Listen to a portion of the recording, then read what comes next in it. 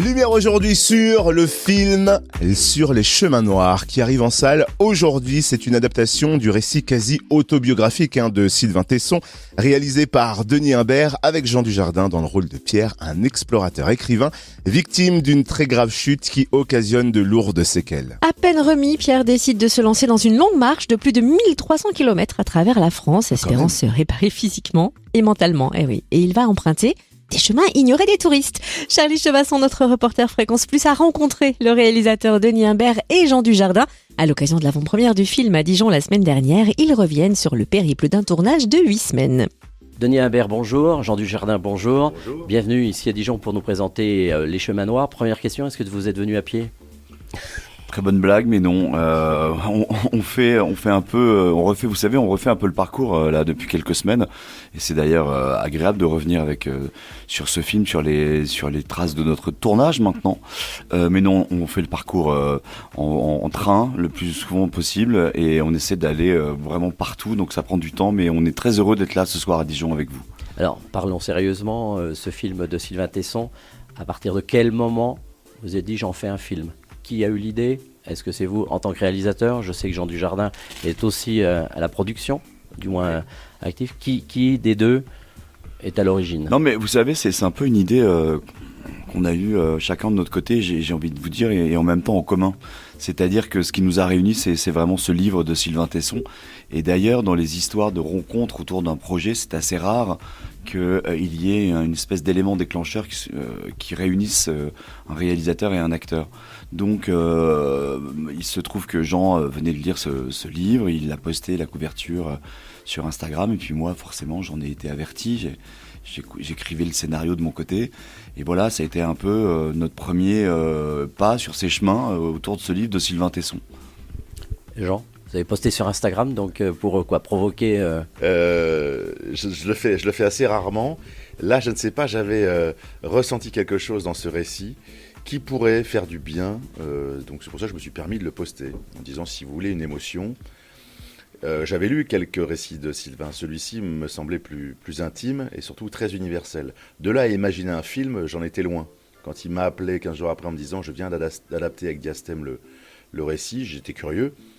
J'avais envie que ça me plaise, parce que parfois, effectivement, on peut passer à côté, on peut se dire « Ah mince, dommage ». Et le fait est que ça m'a emballé parce que je pouvais y mettre tout ce que j'avais envie de jouer ou de ne pas jouer en fait. Qu'est-ce qui vous a emballé ? D'aller sur le terrain, de voir les paysages ? Oui, traverser la France, traverser les régions, que ça se passe en France déjà, c'était super. Traverser des régions, marcher, jouer de l'intérieur, jouer de l'intime, la reconstruction physique de ce personnage, la reconstruction morale, psychique, cette espèce ce médicament que parfois le relief et la France peut vous offrir. C'est une ordonnance médicale des fois ce film, c'est ce que je me suis dit. Surtout tiens, après le Covid ? Ouais, mais c'est vrai, c'est un bon moyen de, pardon pour l'expression, de tirer la chasse en fait, de se barrer.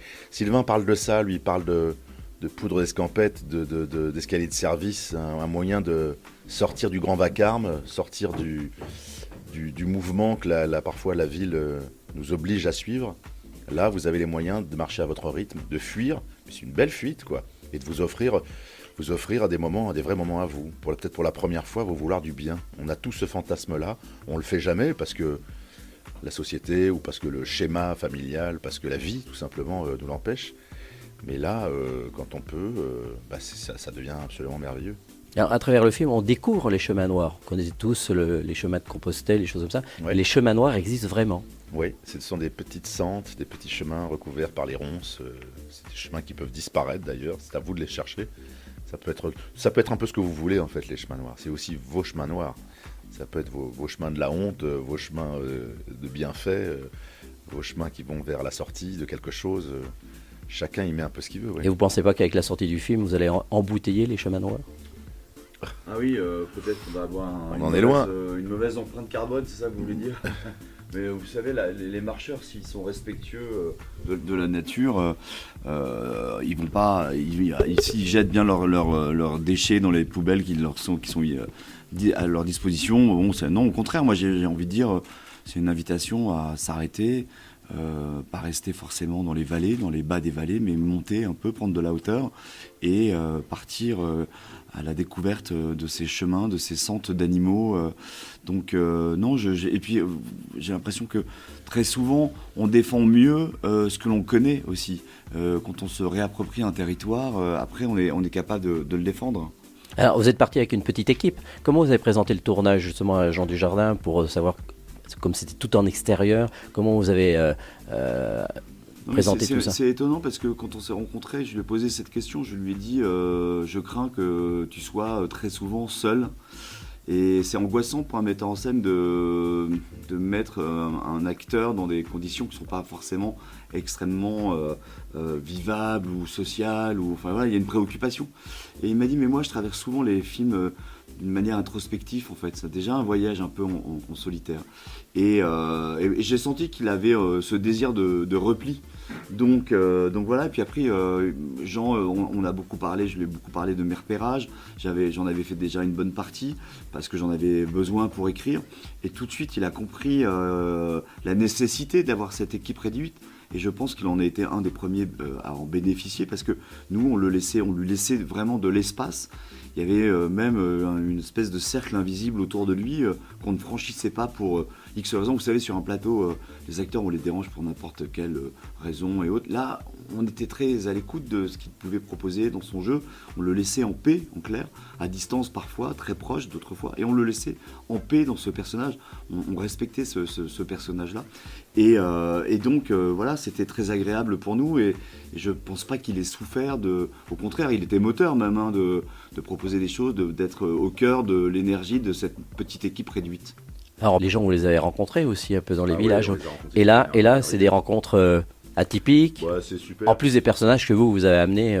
Pour le coup, c'est même incroyable parce que c'est presque de la figuration gratuite, j'allais dire.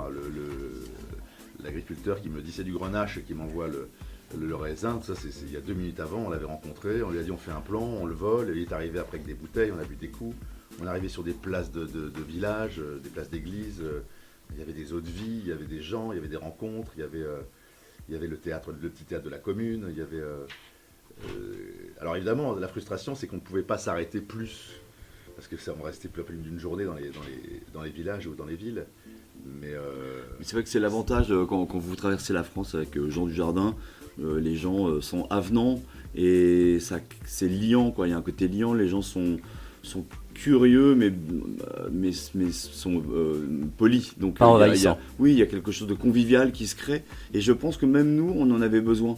Moi vous savez, j'ai fait les repérages pendant le confinement et c'était assez désolant de traverser cette France éteinte, et quand on est revenu sur le tournage avec Jean, c'était animé, quoi, et du bon côté des choses. Merci Denis Imbert, réalisateur du film Sur les chemins noirs, et Jean Dujardin au micro de Charlie Chevasson, notre reporter Fréquence Plus. Le film sort aujourd'hui, à voir dans tous les cinémas de la région.